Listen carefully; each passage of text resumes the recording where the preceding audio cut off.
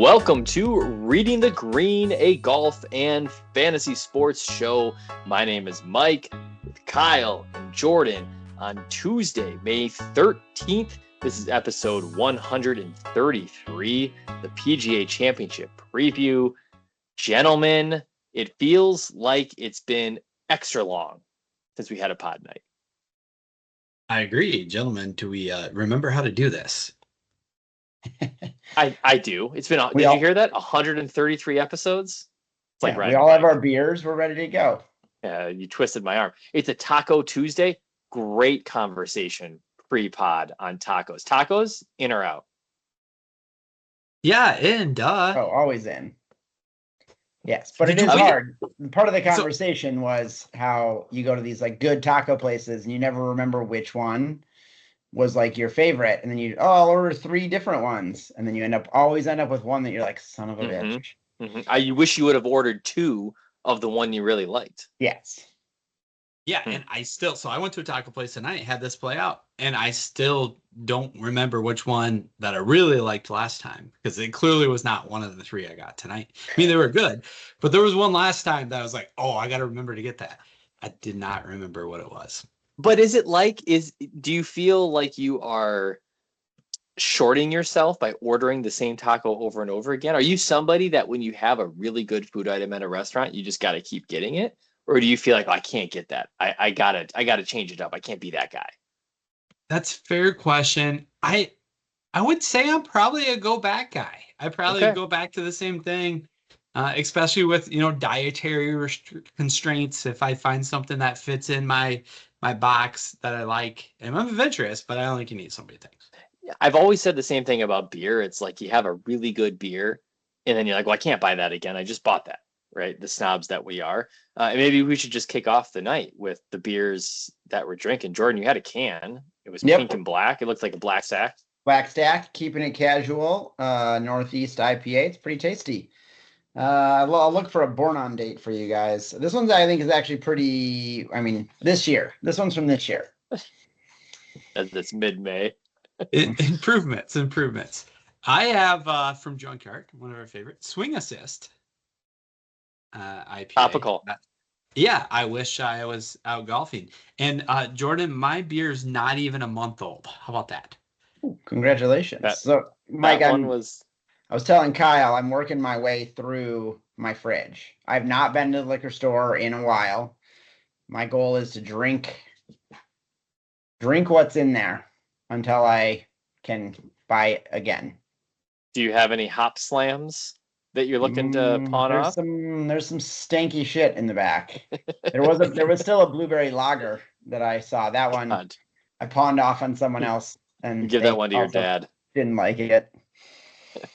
Well, I grabbed, because you made me, and we'll get to this in a second, but a short can of Pseudo Galaxy hopped Pseudo. I heard Galaxy hops are on their way out, I guess, for the beer folks out there, but generally a good choice. So Jordan, let me ask you this: did you play golf tonight? No, our league starts next week. Oh wow, I just walked off of week 2. Wow. Yeah. That's too bad, because the last 2 Tuesdays have been beautiful weather. The forecast for next Tuesday is like 55 and rain. Yes. I do already have 10.5 rounds in this year, though. Oh, yeah. We got to get to this. I totally blanked on the setup. So let's do that. I had league night penciled in here for the 0 topic. Jordan, how do you have 10.5 rounds in already this year? I was lucky enough to spend a week in Scotland. I got eight rounds in 6 days. But that last day, the legs were barking because you walk every single one of them. Do they even have golf carts? I mean, I have so many. Yeah, for medical. Do they have golf carts? Do for medical, but I think the only place I actually saw carts for medical was St. Andrews, the old course in Jubilee. Maybe one or 2 before that, but at the old course, there were a lot of carts out there. Was it worth it? Yes. If you like golf, it's worth it. It seemed like you had incredible weather. Yes, didn't rain once. 1 day it was really, our first day was the windiest, and that was at North Berwick. And then probably Jubilee on our last day was the second windiest. We played Carnoustie and it was 70 and a 5 mile an hour wind. Like, that's supposed to be the hardest course because the weather always sucks there. And I wore shorts and a polo and golfed, and it was delightful. So give us the full rundown. You've thrown out 4 of the 5 courses. Well, what were all the courses? Kingsbarns, North Berwick, Royal Troon, Carnoustie, Prestwick, the Old Course, Jubilee at St. Andrews, and then Muirfield. Incredible. No complaints. I mean, obviously, the Old Course would be, I would say, high on a lot of people's lists, and you have a lot of the roto courses on there. But if somebody's planning a trip and to the general area, is there one that you say, hey, make sure this one or these 2 are on your list? I would probably say Kingsbarns and North Berwick. They're just a little different than, obviously the Old Course, right? That's a no-brainer, but you go there for the experience, not for 15 of the 18 holes could be in a field anywhere in the world. And then there's 1, 17, and 18 that are amazing and make it all worthwhile. Yeah. Well, North Berwick is the one that, like, when everyone is in Scotland for the Open Championship, everyone's like trying to hustle up on their practice round so they can go play. Yeah.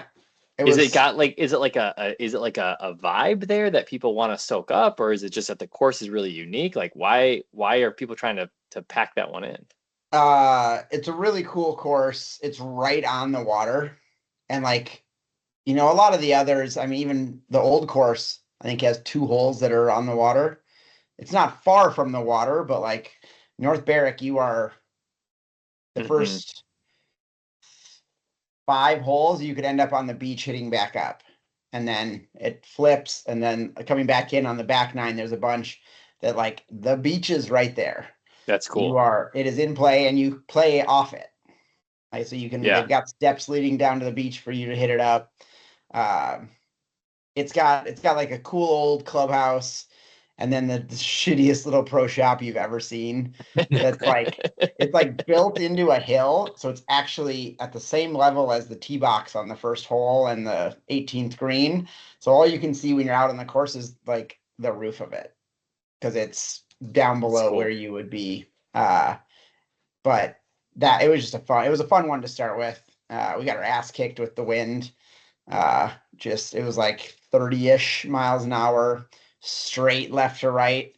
And there's, let's see, 4 of the courses were straight out and straight back, like literally 9 holes in one direction, 9 holes in the other. So that's one of them. And it was 9 holes, crazy wind left to right, with the first 5 meaning that the wind is blowing out into the water.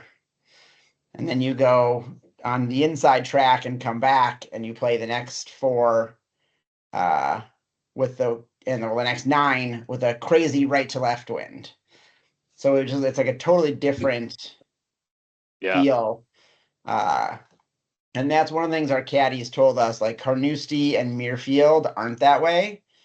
So that they're harder because every hole the wind is coming a different direction. Because they're more of our US course postage stamp type, where it's in, out, all around. So just a much different setup than a Royal Troon or these other ones. Did you play well? Yes and no. 8 rounds, there's a lot of fluctuation.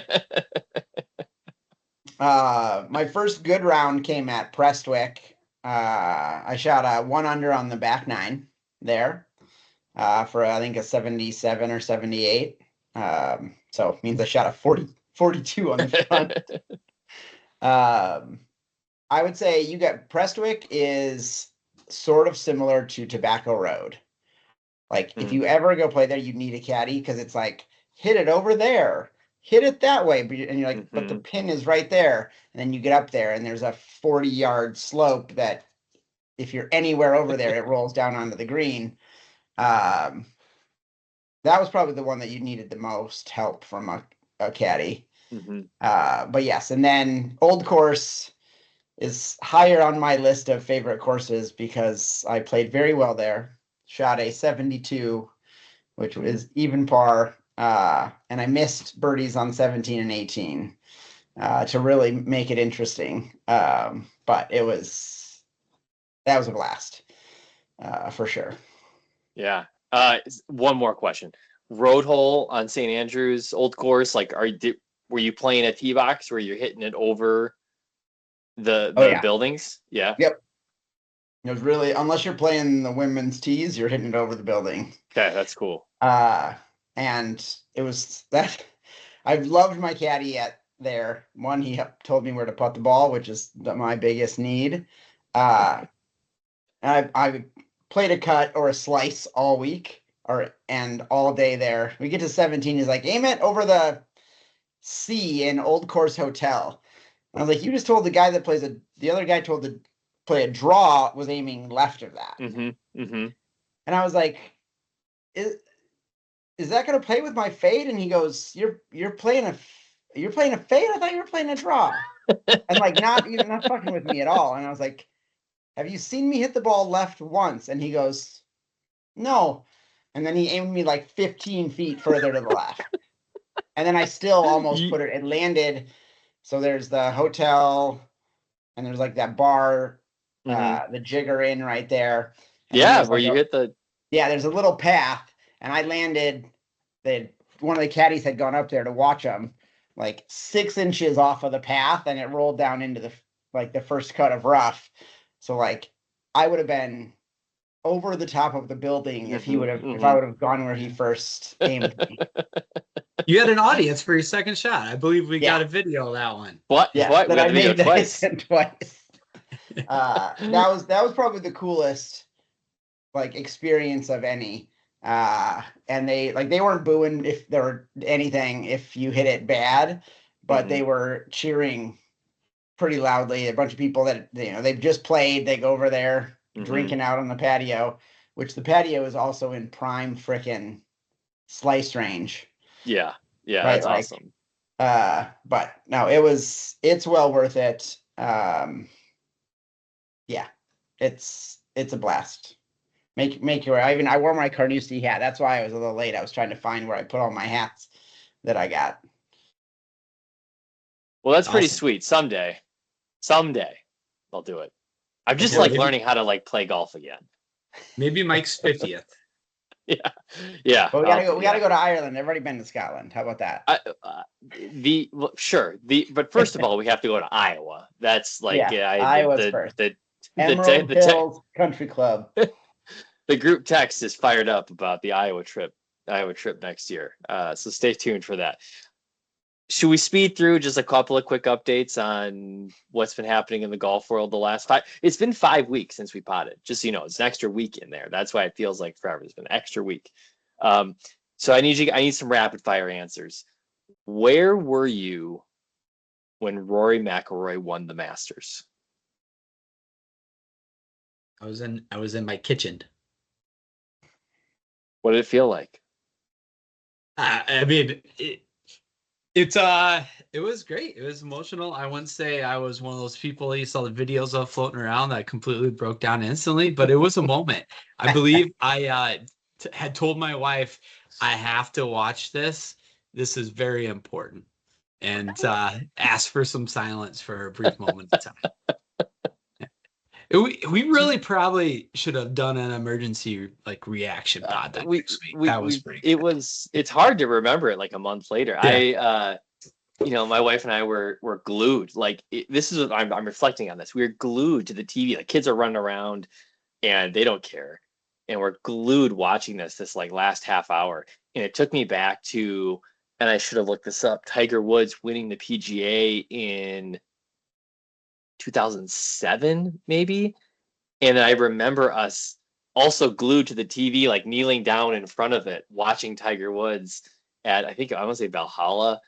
Anyways, I just like, I had this flashback of like, wow, almost 20 years later, we're doing the same thing, but over a different guy. It's just pretty cool.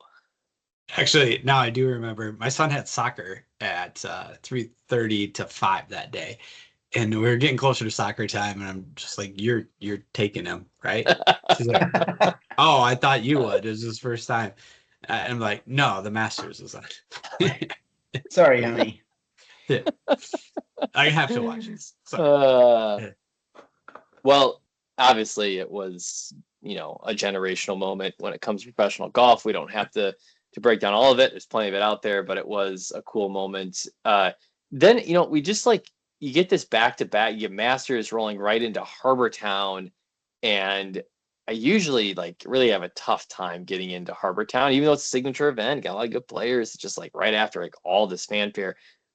But it was kind of nice seeing JT sink a huge putt in a playoff to win, and right, it was in a playoff, right? I think it was. Oh, Andrew Novak missed a short putt in regulation to win, and so that like they had a couple of good weeks there in April, and that brings me to Kyle, the opening question that I gave you plenty of time. You just didn't know which event it was going to be. Which duo won the Zurich Classic? Oh, you put this on a tee though. All right, Andrew Novak and Ben Griffin. Oh, you're right. They did. I did put that on a tee. I don't know that I would have thought of that if I didn't mention his name. No, there's no way. There's no way. The only reason you mentioned Novak running into it, but I heard it on a pod today as well that Novak and Griffin played together. And then when you mentioned Novak, then I was like, oh, Mike's going to ask next about that. So that's the only reason I knew it was them together as well. Otherwise, I would have forgot. But those are two guys that like have been knocking on the door for like 2 years, and Novak certainly this year, and just like can't close it. And so I guess 1 + 1 = 2 or 3. Like they team up, and two guys that can't close add them together, and they can. I don't know. I guess worked for Scotty last year, went and got the dub there, and look where he's at now. Scotty at Zurich? I mean, Rory. Sorry. Rory. Yeah, when Scotty shows up and plays there, I guess Scotty used to play with Ryan Palmer. Well, speaking of Scotty, I don't know. Do either of you guys care if Scotty shows up at a PGA Tour B event at Craig Ranch and wins by $1 million? Does that bother you? It actually made it more interesting. I wouldn't have cared at all about the tournament if he wasn't blowing everyone out of the water. There were a lot of takes on Twitter of like, hey, he's taken, come on. He's taken a spot. He's taken a 2-year exemption away from somebody by playing in this event. It's his home tournament, and he just went out and nuked everyone. That's way more. I know, and then he cried in the post round. Like, yeah, it's important to him. It obviously was. So hell yeah. And he took it away from the Minnesota boy, Eric Van Rooyen. I know. I appreciate it. Van Rooyen had gotten then some press about qualifying into the Truist, which we'll talk about in a second. And he's a really well-spoken guy and wasn't afraid to go out and speak his mind. So I wish he would just play a little better, more consistently, because I think he'd be a fun guy to cheer for, but he's just not in the mix ever. It feels like 2-3 times a year he's in the mix. But that's the crazy thing about him. When he's in the mix, he's in it. Like he's not, it's either that or completely cut. I mean, it's funny when Jordan threw up his name, I pulled up his results this year, starting at Sony, T30, cut, T40, cut, T59, T9, cut, T62, cut, second. Yeah. Where did that go from? Out of nowhere. And then, so I have this question. This is for you, Jordan. Who played better at the Philadelphia Cricket Club, Sepp Straka or Kyle's scramble team from 5 years ago? Well, I know how Kyle played there, so I'm gonna guess Sepp Straka shot a lower score. It was so bad, guys. It especially now. I wish I was more in tuned going into that event. It would actually have been. Yeah, it would have been 2019. Oh, that long ago, huh? Yeah, but I played so bad that I barely remember. Obviously, what the hole that's 18 is the one with the downhill, the water right up against the clubhouse. They didn't play it as 18, but that's 18 in the normal event. I remember that. I remember the first hole we teed off right next to the train tracks, but it's scrambly. And then the one with the infinite bunker hole that the guys could just drive over with the wind. Those are the only three holes I could have told you about out there. That's how bad I played that day. I couldn't. It was awful. Well, yeah, I think Sep definitely probably took your scramble team down since he took home the trophy. But I don't know, Kyle. I mean, it's cool to like play tour courses, I guess. Yeah, and it was pristine conditions. I was just that was before we had done any of our trips or anything like that. So I hadn't played like a real high end course. I would say the sod was just perfect. Had a caddy. That was the first, and especially when you go out there and I think my first four swings of the day didn't leave the ground. That's always fun. Caddy, right? Well, that got just the PGA Tour being out there got a lot of chatter going around why isn't golf played more in the Northeast outside of a handful of courses that will host the U.S. Open or the PGA Championship. And there's some really good points made around the golf seasons being really short. Memberships aren't looking to give up 2 months out of a 5-ish month golf season. But the only problem is that a lot of these courses out there can't really handle the modern game. And so while it was fun to see Philadelphia Cricket Club on TV in all its beauty, it's like, but these guys are just bombing driver past all the trouble. And we're gonna talk about this with Quail Hollow too, but like it's not that interesting. So I clearly remember Marion, obviously, but the other course that's hosted PGA events in Philly area, and I don't have a recollection of is Aronimink. Do you recall? And the reason I bring that up is actually a pretty good segue. It's coming up. 2026 PGA Championship is at Aronimink. Yeah, I do not recall the last time there was an event there. Never mind. I'm gonna ask some dumb questions. Aronimink. I would have thought Aronimink was in New York. Shows that I know about the Northeast. No, it's just outside Philly in Newtown Square to be exact. So Kyle, is that course more of a Kardashian or a Jenner? Wah, wah. We'll get to that. Hold that thought. I got one more question. The last thing there, though, Mike, Aronimink hosted the BMW Championship in 2018 that Keegan Bradley won. Oh, okay. In addition to the AT&T National in 2010 and 2011. Okay. Does that mean Keegan's going to be the first Ryder Cup captain to ever win a major after he was captain? He might win a major at Aronimink next year. Already dropping a hot take. Can we get a futures bet from Jordan on that?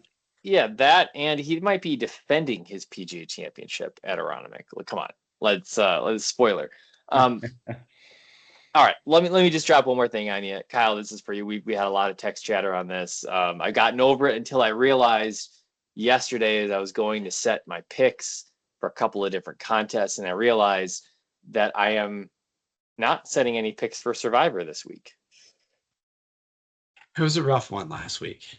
I didn't anticipate having to do freaking Myrtle Beach. Another issue with the elevated Siggy events, right? Like, come on. So Jordan, like I've been grinding. They've had the Survivor, the Stones Pool, Sandman Sports, Stones Reloaded, and I was cruising in the Reload and the Reloaded. We were down to just I think 7 guys in the second event, but we had to pick 2 guys at Myrtle, and it had a lot of debate, and I got a little cute, and it cost me. So no more Survivor pick. I have not seen a reload to the reload, so I think Kyle's done. Davis Riley had made 6 straight cuts. He was. I'll wear that one. I was an adamant supporter of that selection. Yep, that one was fine.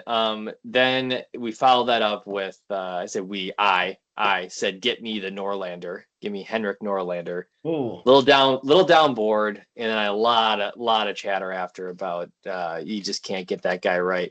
The alternative pick was Mackenzie Hughes, the most expensive player in the field. He went and cleaned up the first couple of rounds. So I also were you saving him for later in the year? Figured I needed him, and the other guy that I had mentioned was Ryan Fox earlier in the week, who I also felt I needed to save.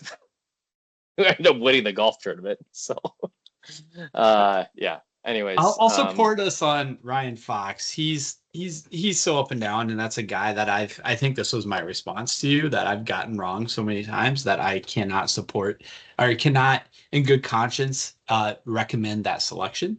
I mean, you can do it, but I couldn't say, hey, that's the guy to take. Yeah. I don't remember what it scared us off, Mackenzie, from maybe the cut at the CJ Cup at Byron Nelson right before. Yeah. That was it for me. But it doesn't matter. It's over. We move on. I want to just run through a couple of things on the RTG side, since we're deep into the show here, and I know people want to get to the PGA Championship. Listener League, it's been a little quiet lately. Haven't had the deepest pools. That's okay. But do you guys realize that listener Ness Masters podium at Masters, RBC, Zurich, CJ Cup, 4 weekends straight? Are we just like giving this guy our money? Do we have any idea? Like, do you guys have any idea this is going on? It's his world. We just live in it. I guess. I mean, he's the most degenerate gambler I know, and he is just taking money from children. Of RTG pod fame, Mr. Ness. He was texting me, I think at the end of the Masters, sending me pictures of how he what was it? The 10K rolled up in his golf bag? Yeah. Oh, yeah. Yeah. Just go back into the RTG archives for Weird Beer Night from, gosh, that must have been winter of 2023. That's an episode honestly go back and listen to. Just let that guy tell stories. Yeah. So this is a picture I got from him from his last trip to Vegas, which you can't see. No, that does not. It's $10,000 in $100 bills surrounded by a bunch of Fireball when he was there for March Madness. Fireball's a bold choice. Should we get him back on the show? Oh my God. Oh man. All right. Well, Jordan, one and done. Do any of us have any chance? I know we're only to the PGA Championships, of course we do, but you've got the best chance. You're really? only 7 million behind. Okay. I got big guns. I still have Scotty, Rory, Xander still to play. So you've missed all of their big wins, is what you're saying. Yeah. So he hasn't missed him, Xander. That's a good bullet to hit. We do have Brad Lynch is in the lead by about 3 million, and then there's a big group in the 10, 9, 8 million range. I do want to give a shout out. One guy has only put 11 picks in, and he's in 5th place. 11 cuts made. Had Minwoo win, had the Rory win, a bunch of other $500,000-$600,000 things and I've put in 15, and I think I've only made 10 cuts or so. So, well, can I request from our participants to not keep switching the email addresses you sign up on? For those out there, we have like 2 or 3 that seem to struggle with that weekly. We're making no more commissioner edits. You are stuck with whatever you screw up.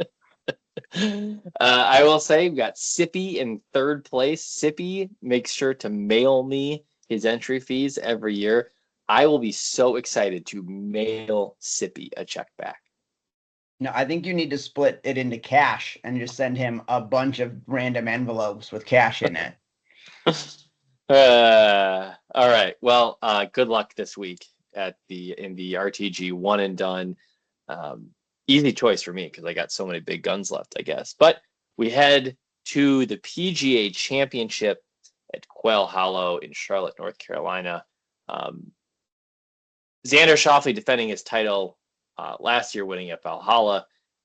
the PGA Championship, remember, this is the biggest and maybe quote unquote strongest field in golf. I've seen a lot of takes this week that this is, of all the strongest fields in golf, like this one might be the strongest. I'm not sure exactly why we think that, but like there's, we're getting some guys playing some really good golf in various places coming together here at Quail Hollow, a place. This is a big boy golf course. We say this every year for the Wells Fargo. This is a big boy golf course.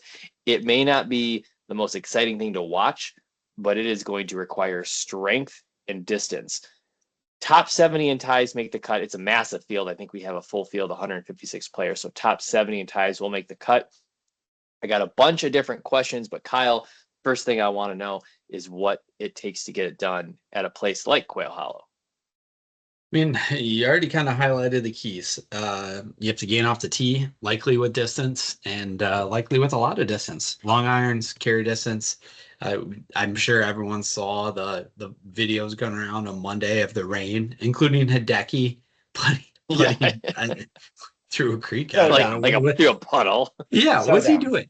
I saw there was a few Twitter takes of like, I'm pretty sure putting on the concrete in like your hotel room would be better than putting on this.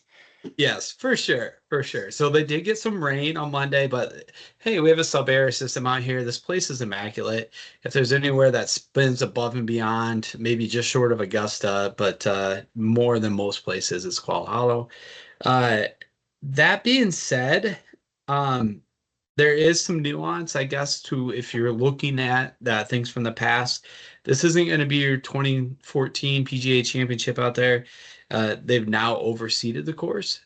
So now you have POA, and because the Bermuda isn't in at this point at Foley, there is new greens the last 2 years. So if you're looking at some course history stuff, I would look at the last 2 years of Wells Fargo and the Truist Championship at site, as opposed to going back to 2014, especially with their new greens. But at the end of the day, I don't see a way this isn't a distance, long irons, apex height, stopping on, which hopefully dries out in some quick greens by the weekend type of contest. And I'm sure those things bring a couple names to mind right off the jump. Yeah, they absolutely do. And so that brings you the question of like, everybody is going to get concentrated on a couple of players, these elite drivers, guys with a lot of carry distance, hit the ball far and high. It makes me want to run out some stacks of guys that are just going to be anti that. I mean, I've seen guys like Bud Cauley and JJ Spawn get mentions this week. We'll get into the models, but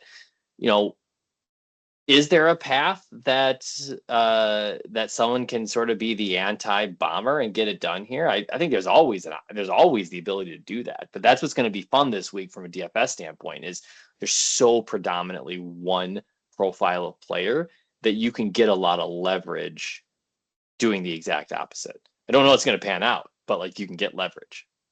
Yeah, we always like to take in a lot of different folks' content, right? And I think it was Andy Lack that kind of highlighted that you go back and look here, and Pat Mayo to an extent too. There has been random winners again post the most recent modifications at Quail Hollow. So, I mean, it does seem like somewhere that you're good with your long irons, that 150 to 200 range, and get hot with the putter.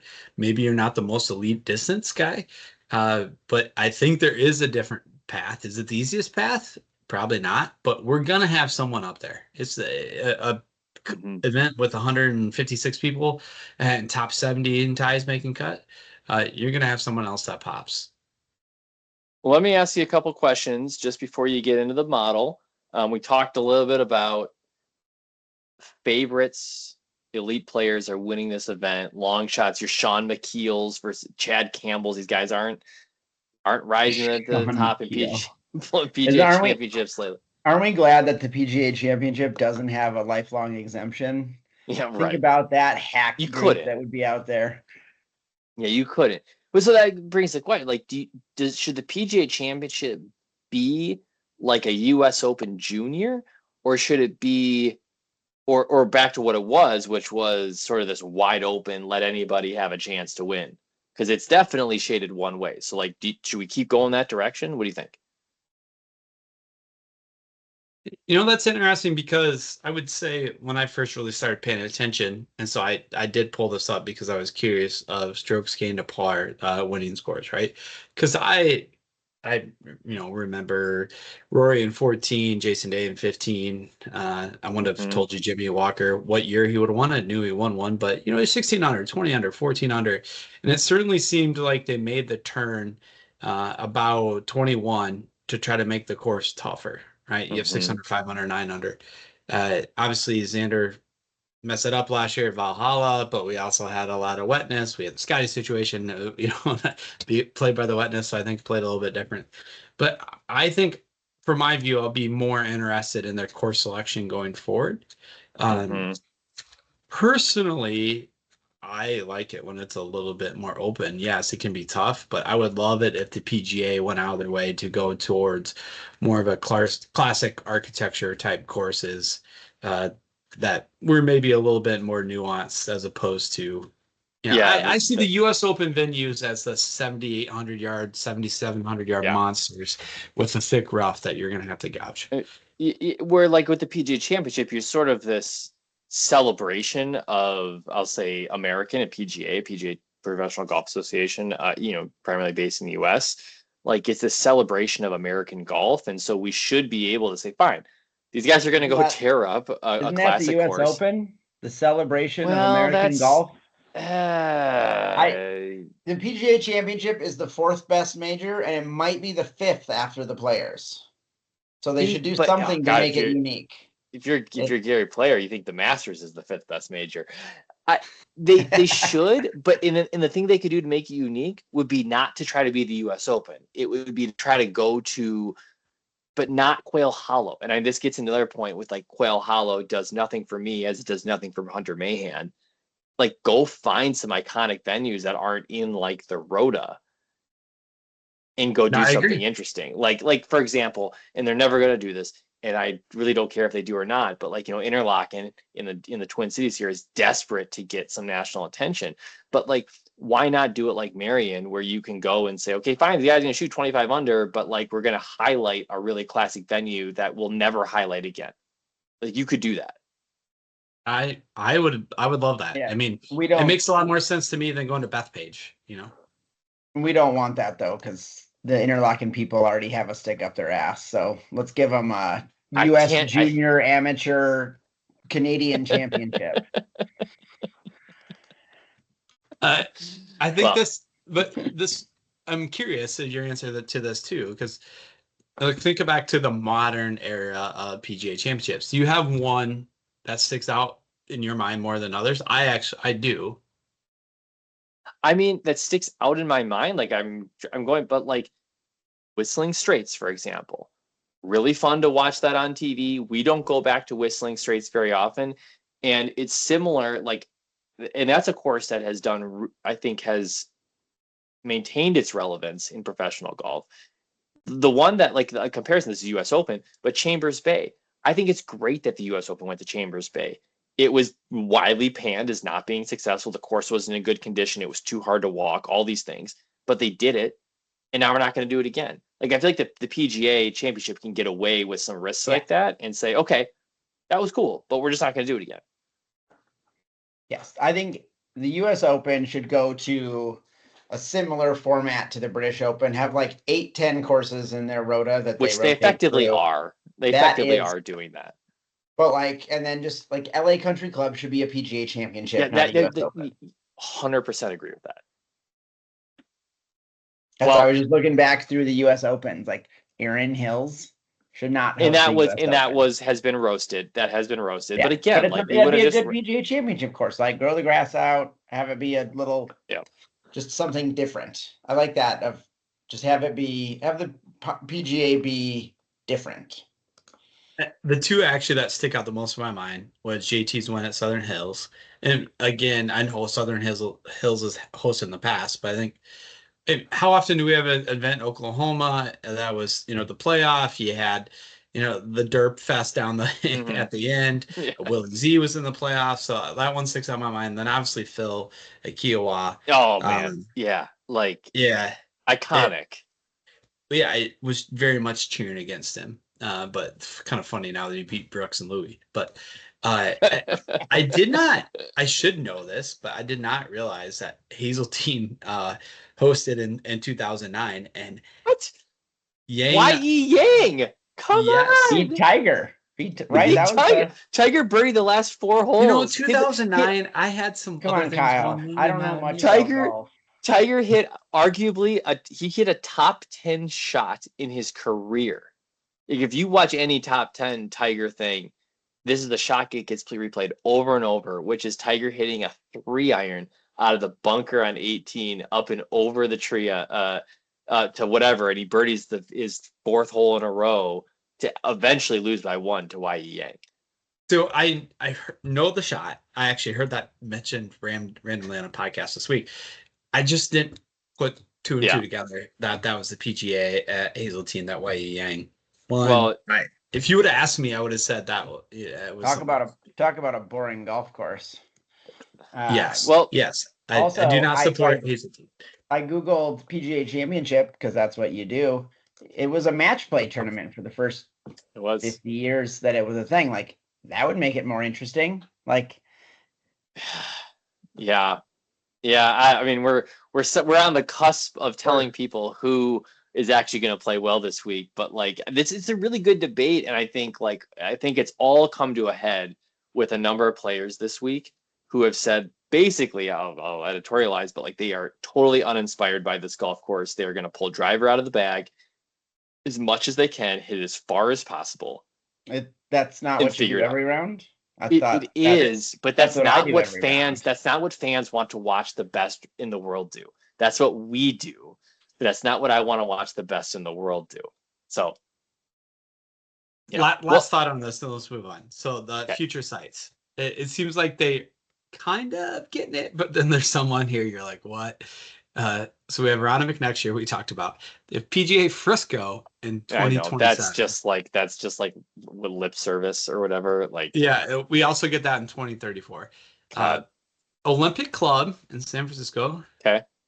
Bosterol. I'm never gonna say that. Congressional Kiowa Island, Southern Hills. It's so literally it's pronounced how it sounds. Baltusrol. Yeah, that's too easy. Yeah. How do you? Kiao Liang. Well, let me ask you this: you guys don't have to belabor this. These good odds, plus 500, a player gets arrested this week. Not high enough. I'll be the bookie if someone wants to bet that. I'm curious though. Is it 1 in 5 events? No, it's probably like 1 in 20 events. A player in the field gets arrested. 1 in 20, 1 in 5 years. Well, let's just say events. I bet 200. 1 in 20 years. When's the last time that happened? I guess maybe we don't know. Okay, here we go, Kyle. We've got a fair number of contributors in on the RTG model. Where is the expert consensus? We have some lazy people out there this week. Some of the old standbys aren't getting after it. You know who you are. That being said, if we digressed a lot from when we talked about the course and what gets it done. But as we were talking through that, there were probably 2 names that I'm guessing jump to the top of most people's minds. They are leading the way for us so far as well. Rory at 12.2, 47% mention share. He's a little weaker on the MPI so far, but then right with him is Bryson at 11.5, also 47% mention share.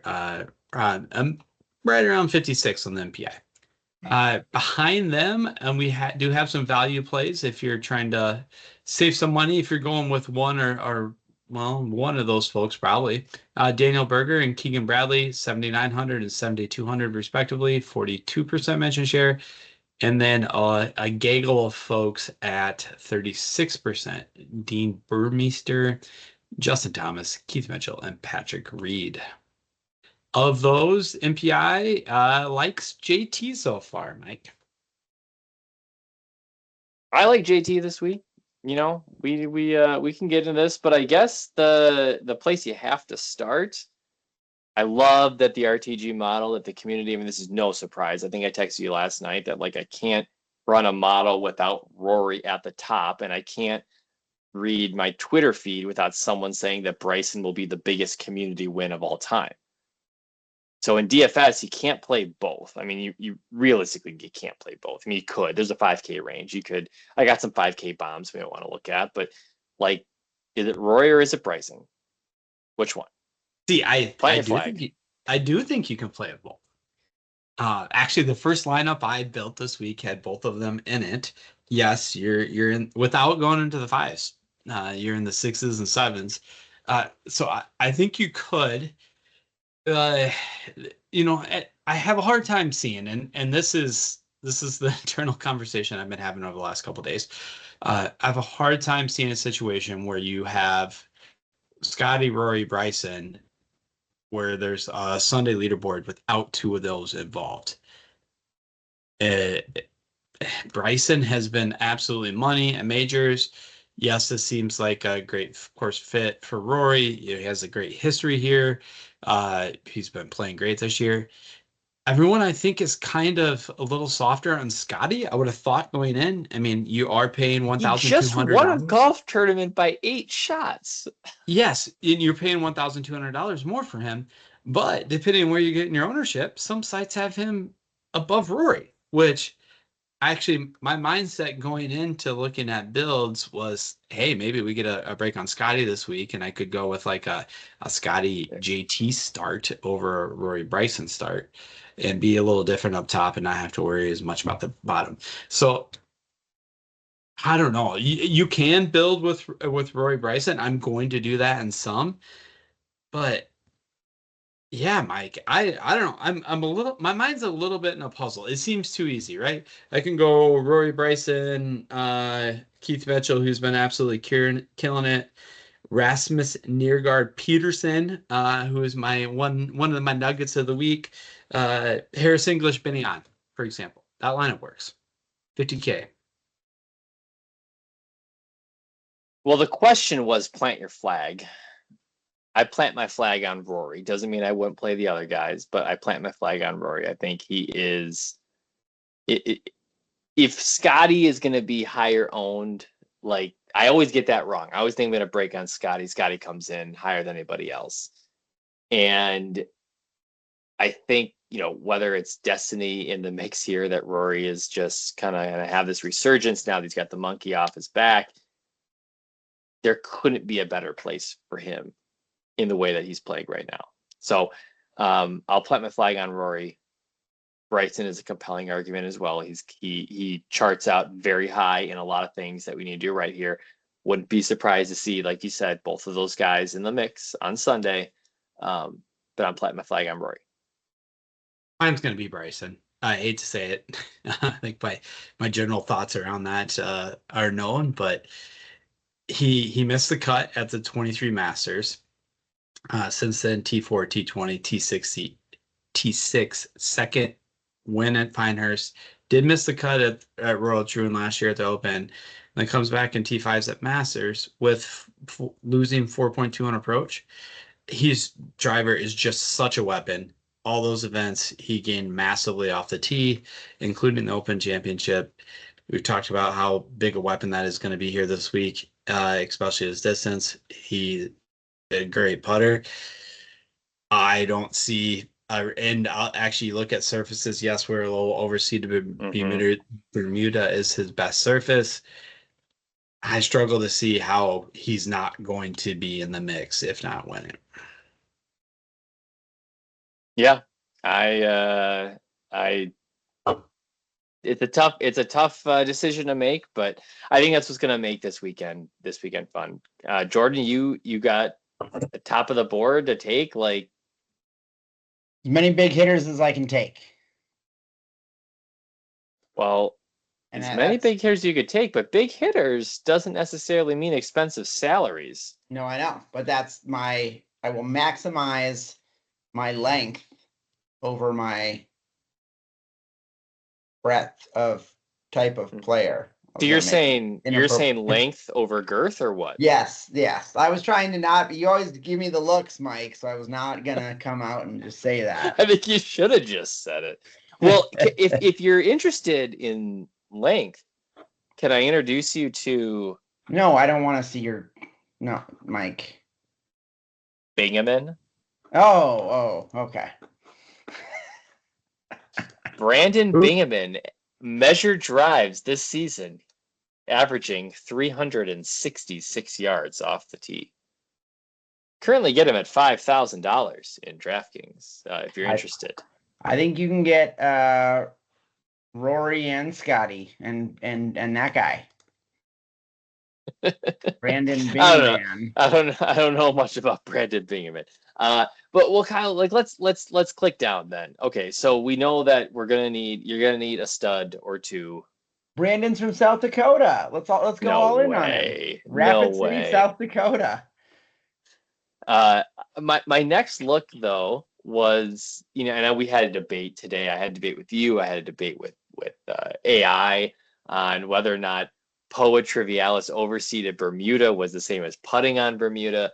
But like, I got a group of Bermuda bombers here, which I think Bryson certainly tops out. But the others, Brooks Koepka, Cam Smith, and Tom McKibben, as long hitters playing well on Bermuda surfaces. Any of those guys jump out at you as a live golfer that's going to play well at the PGA Championship? I don't think any of them were on my list, Mike. One that I am interested in, and maybe I missed this, but what about Dean Burmeister? Was that not someone that popped up when you're from your little AI search there? Dean Burmeister, I do have him third in the field in driving distance. We have him highly ranked here in the RTG model. We're looking at him as fifth in the model right now. Dean has popped at some majors over the last couple of years where it's sort of been sneaky. And is he flying under the radar? Do we have a read on ownership? Well, exactly with Dean, he has not missed a cut since that aforementioned Southern Hills PGA Championship in 2022. He does have a T11, T12, T19 in there. And those came across, the Open, PGA, Valhalla, the Open Championship as well. So it's not all just, squeaking by and making the cut. $6,900 this week. If you can go up to the board, you're going to need some of that savings. Dennis Esser at the Athletics on him. Pat Mayo has mentioned him in some of his pods. Matt Gannon, Keith Fleming at the Fantasy Six Pack. So, I'm interested in some Dean Burmeister. Someone else in that savings and this pricing seems just off, quite frankly. So I think he's going to catch some heat. But Keith Mitchell's only 6,200, as we mentioned, at 36% mention share, highlighted by Landon Selensky at DK Network. Hunter as well. Esser also mentioned him. But Killer Keith has been a first-round machine, as everyone's been talking about. But yes, he hasn't gotten that to a win. But T18, T12, T2, T18, T7, and for the most part, gaining across the board. The driver's been a weapon. It kind of seems like it's Keith. He's killed us. We've talked about him a lot in this pod. Could be setting up for a trap, but doesn't $6,200? How do you? I'm going to call it. Sometime in the next 2 years, Keith is going to hire a therapist, like Wyndham. It was Wyndham, right, that did that? Yeah. Mm-hmm. And then there's obviously something going on in his head. If you always play well in the first round and then you get the lead and you slowly shit your pants over 3 days, it's all in the head. He should be on speed dial with Wyndham's therapist, and he will win a major next year. He needs like some level of hypnosis where it's like Groundhog Day. He just wakes up and it's Thursday every day. like that's what it takes. I'm sure everyone's seen the stats, but it's just crazy. Houston Open gained 5.2 strokes on Thursday. Valero 8. Corrales 5.5. Zurich, not as crazy there, but that was a team event. And then Truist 5.7. There was a comment that he's outscoring Tiger by like a full stroke.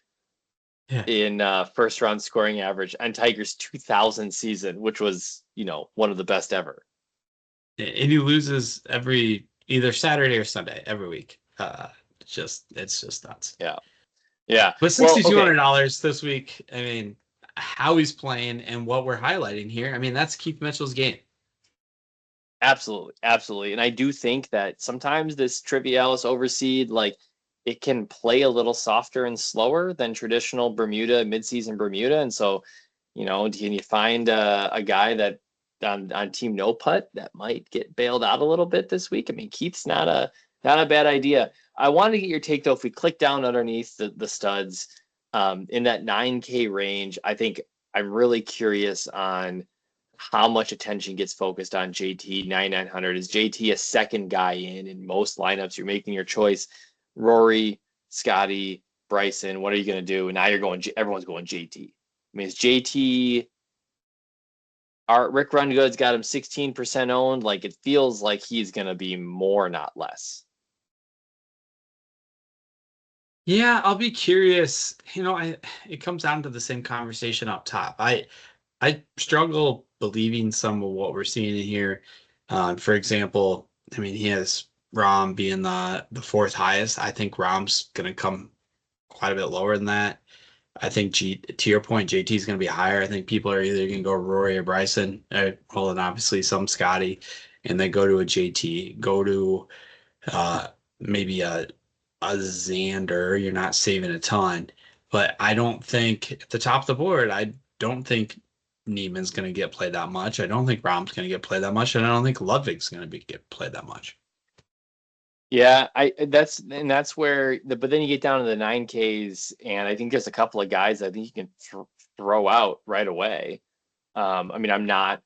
Charles Hatton can do whatever he wants. I'm not playing him. Hideki, I'm not playing him. He's always a risk to be freaking putting in puddles. Like, Are you going the feel good story then and going Spieth? Not yet. Well, let me get to my narrative takes, but I think you get down here and there's a couple of guys hiding in the 9Ks that I don't know. I mean, Patrick Cantlay, $9,500. I don't know, Kyle. I don't know where you're at on Patrick Cantlay. I should probably look and see where we got him coming in ownership wise. Like, is he going to be 15%? I think he might be less. He also has barely finished outside of the top 15 when he's teed it up in the last year. His last missed cut was at the Memorial and, almost a year ago. So I think he's having a sneaky good season, especially we know he can drive the ball very, very well. He has been doing that, gaining off the tee in his last 5 events, gaining on approach, heavy on approach in his last 8 events. I don't know if I maybe catch a little bit of a hidden, a little bit of ownership break with Patrick Cantlay. I don't know. Yeah, I feel like people always sell themselves in Cantlay. Myself being one often. He's not going to win. That's the problem. I don't need him. He can't be my anchor. He's got. Correct. It's funny you bring up Decky. I actually kind of intrigued as a Decky GPP play. If you don't go 2 studs way up top, you look at the Masters, he gained 7 strokes on approach. He gained 3 at the Truist last week, lost off the tee, which wouldn't be ideal going into here. But if you go back to his form at the end of 24, he gained on strokes on approach every week, had his pop putting weeks and had his pop driver week. His driver's kind of always up and down. But then when he was bad, Genesis through the Players, quite frankly, it was because he lost his irons, he lost his approach. He seems to have them back, and we have seen Decky, kind of pop up and when there's, I wouldn't say completely out of nowhere, when there's a little bit of a trend. But you said risky is all heck to make the Decky click. But if other people aren't going there, I could see that. Rick Rungan has him at 9% right now, 8-9%. I could see a little sprinkle of the Decky love. Yeah, the other guy in that. Go ahead. Yeah. No, Hovland is the other guy that are people just looking straight past Vic? Vicky's won this year, and I don't see any reason why somebody rolling down the 9Ks is going to land on Victor Hovland. No, and I think he's right below JT from a price perspective. JT, we think, is going to garner some ownership. Yeah, Brooks right below him, who has not been playing good golf anywhere, but people like to click Brooks at majors. Neiman is as always, they do Neiman. yeah, who again has done nothing at majors yet. Sure, he has a game to pop one day, but other people are going to be on him when that happens, not me. Then your boy Cantlay. So there's gotta have to be some forgotten guys in there. I think Victor could be it. I think Decky could be it. People always like playing Spieth, especially at majors where you have some casual folks involved. And yeah, I think that's a good call, Mike. Well, that brings me to, I mean, I have a couple of bombs here. I know we're running long. I don't even know why I pulled these bombs out, but I'm going to say names just for the sake of saying names because I want to get to the next part. Lee Hodges, Kevin Yu. Guys hit the ball far. They're less than $6,000. Like, if you got to fill it out, I when I was going through some of my model work last night, like Lee Hodges, Kevin Yu. I think Kevin Yu's always been a guy that can move it. So if you're just going to strictly go by the distance narrative, but storylines, don't forget that if Jordan Spieth can win this golf tournament, we get two of the biggest storylines of the last 10 years within a month. Yeah, Spieth's not winning. Yeah, but you're right. He's taking it down. This is his year, Kyle. All right, let's go drive to Iowa tomorrow and bet that, Jordan. I threw out these names earlier. Wanted to throw some stats behind it real quick. But Harris English is $6,800 this week. Coming off T11, he's had a T12, a T18 lately as well. He won at the Farmers, which Riv and Torrey kind of get thrown out there along with Congaree as possible comp courses.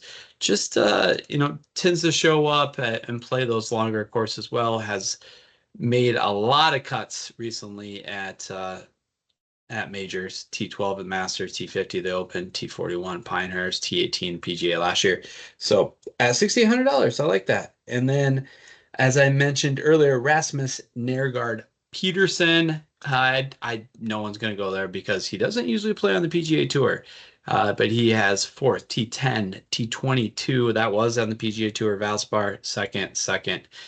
His last 5 times out, mainly in Euro Tour. So I think someone else we can look at who usually gains off the tee, usually gains on approach, and we're just looking for a good flat stick. And heck, he's only $6,100, and no one's going to play him. Can the Ryder Cup captain-elect, does he have a chance this week? Is it possible? Jordan? No. He can. Yeah, no. I'm just gonna say no. He might not make the cut. I would say he's more likely to miss the cut than to win it. He's playing good. I want it so bad. I all he's got to do is win a major. He's on the team. Putter has been so bad. He lost 7 at Valero, 1.5 at the Masters, 5 at RBC, 1.5 last week. He's tee to green. He's doing just fine. 2 of those events, he gained 7 strokes tee to green and just vomited with the putter. And Bermuda or whatever, POA, Trivialis, whatever you want to call it, are not his best surfaces. Either one. He's a bent guy. Fair enough. Kyle, I know you sent in one bet. Any others that you want to highlight? Do you want to call out the number that you got? I don't. Unfortunately, we've talked about it in the pod before. Given where we reside, it's hard to get the best numbers on the market. But I am on Bryson at 10. Ouch. That's way lower than I normally go. And seeing people post their 12 and 14s is painful. But Bryson, 10-1, first round leader, have plus money in top 5 as well. Then, when you go that high, it's all bombs. So cringe as I say these, but Sam Burns at 120, Akshay at 130, Dean Burmeister at 140, and Davis Thompson. That's actually probably my second best bet, or my second favorite bet at 150. Have all those guys for top 20s as well and first round leaders. Let's go get a first round leader. Did with Justin Rose at the Masters. So here. Jessica Hadwin earlier this evening posted. Thinking about my top 5 golf moments on Twitter. Share her top 5. Did any of these do anything for you guys? Tiger in the tree handshake, the tackle, the arrest, DJ and the Masters stairs, and the early Brooks-Bryson rivalry. Any of those do anything for you guys? I feel like Jessica there is, for the most part, just living in the last 3 years, right? And also living in TMZ. Yeah, exactly. Although some people did respond with some deep cuts. Duffnering, Bryson and the rope, Bryson and the cross. That one's the rope is funny. Bryson and the rope might be one of the funniest. I like Tiger in the tree as well. Like the memes that played off that was fun. Big go go seek out that thread. A lot of people are just reliving, the last 5 to 10 years in 12. We never know. I mean, it's hard. A year ago, Scotty Scheffler was getting arrested only to come out later that afternoon and shoot 5 under straight out of jail. Like, I talked about that today at work because I remember having a call right away with a guy on Friday morning last year. And it was like, we led this call. We talked about the same topic this year. And we're like, we led this call last year, this week, with Scotty getting arrested. So it was funny. I mean, literally nothing can happen like that is anywhere close as dramatic as that. So for what it's worth, like, enjoy the PGA Championship this week. But it's probably going to be pretty boring, to be perfectly honest. It'll just be a golf tournament. And if that's all it is, that's fine, because we're golf sickos and we're going to tune in. So you can follow Reading the Green content on our Twitter feed at RTG Podcast DFS. Our episodes are out once a month, every major golf tournament this year, plus some of the big events on our YouTube channel, Reading the Green. And you can subscribe on any major podcast platform. We'll be back for the U.S. Open at Oakmont, Father's Day weekend, a month from now, to round up the last handful of weeks in professional golf. Good luck this week. See ya.